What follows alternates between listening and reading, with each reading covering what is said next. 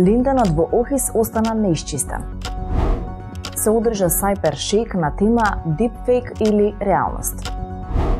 Опенхаймер доминираше на годинешните BAFTA награди. Здраво на сите, ова е новата 121 епизода на Вестите за млади, Шорткат. Јас сум Нина, а ова се настаните што го заслужуваат вашето внимание. Чистењето на токсичниот линдан во Охис паузира веќе 6 месеци. Во август лани заврши ископувањето на третиот дел од малата депонија и од тогаш работите се во умирување. Министерството за животна средина минатата година најави дека чистењето на четвртиот дел од малата депонија ќе продолжи овој месец, но сега и тој термин се поместува за средината на март. Причините за доцнењето се слични како и тие минатата година административни процедури. Чистењето на малата депонија со линдан започна во март 2022 година, а требаше да заврши за најмногу 18 месеци или до крајот на 2023 година. Сепак, темпото на работите укажува дека опасниот отпад нема набрзо да се замине од Скопје. Малата депонија со линдан има околу 13.000 тони, додека во големата депонија се претпоставува дека има околу 50.000 тони линдан. Исто така, депонијата во местноста Пеленица кај Драчево содржи огромни количини канцероген и исклучително опасен отпад.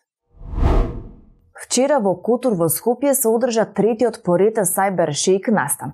Овој пат дискусијата за млади беше на тема Deepfake или реалност. Беше организиран квиз во рамки на кој младите погодуваа која снимка е лажна, а која вистината. А имаше и награди. Повеќе детали за настанот погледнете во прилогот што следува.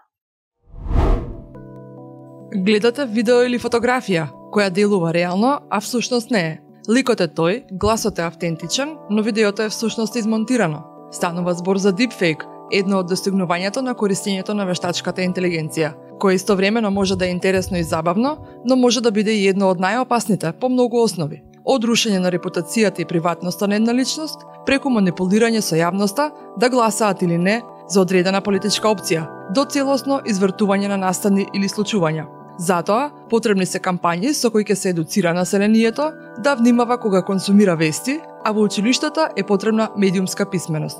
Ова се некои од главните заклучоци од дискусијата на Cyber Shake, настанот Deepfake или реалност. Говореа професорот на Финки, Иван Чорбев, главниот уредник на ITMK Бојан Стојковски и заменик уредничката на МetaMK Мери Јордановска.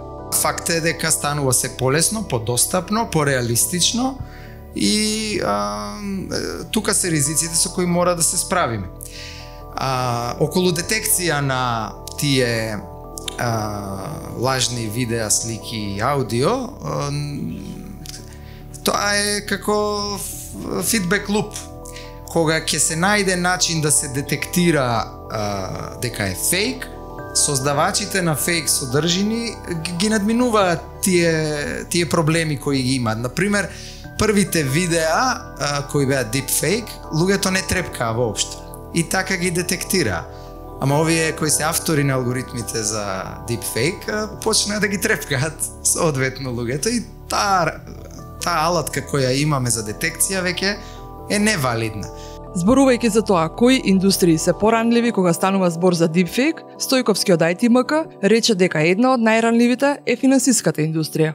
Во последно време мислам дека доста е ова доста ранлива индустрија е финансиската индустрија и секаде каде што го има тој момент со дигитален идентитет, каде што треба да се направат одредени уплати, па тоа да се верифицира дигитално и тука мислам дека е најголемиот ризик. Новинарката Јордановска зборуваше за влијанието на Deepfake во новинарската професија.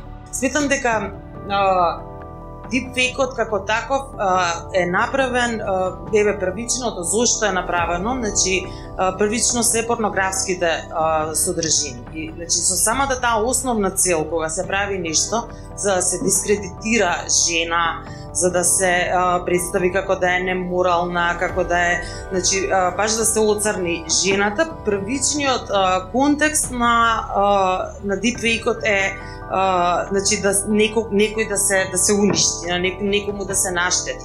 И тоа истото понатаму се пренесува и во политиката. Особено сега кога и во Европската унија, во САД и еве кај нас да броиме, нели не очекуваат избори и тука веќе навистина оваа техника може исклучително многу да наштети. Покрај дебатата и дискусијата, младите учествуваа на квиз во кој ги тестираа своите вештини за препознавање на така наречени deepfake видеа. На крајот, дечките од ITMK доделија и награди за најдобрите, ваучери за нивниот IT маркет и премиум членство за нивните содржини.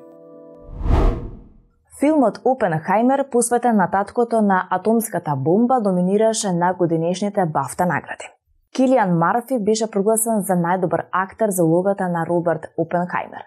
Роберт Дауни Джуниор ја освои наградата за најдобра споредна машка улога.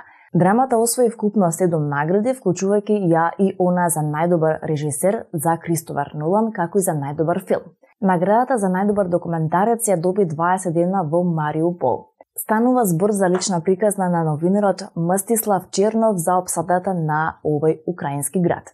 Опенхајмер и актерите добитници би можеле да ги повторат своите успеси и на Оскарите за 3 недели, иако гласачите за Оскар и BAFTA ретко се согласуваат во целост. Ова е крајот на денешното издание на Шорткат. Пишете ни на Instagram и на TikTok ако имате некои сугестии или предлози и секако читајте рубриката ЦТРЛ на Мета МК. Се гледаме следниот четврток во исто време и на исто место. Чао, чао!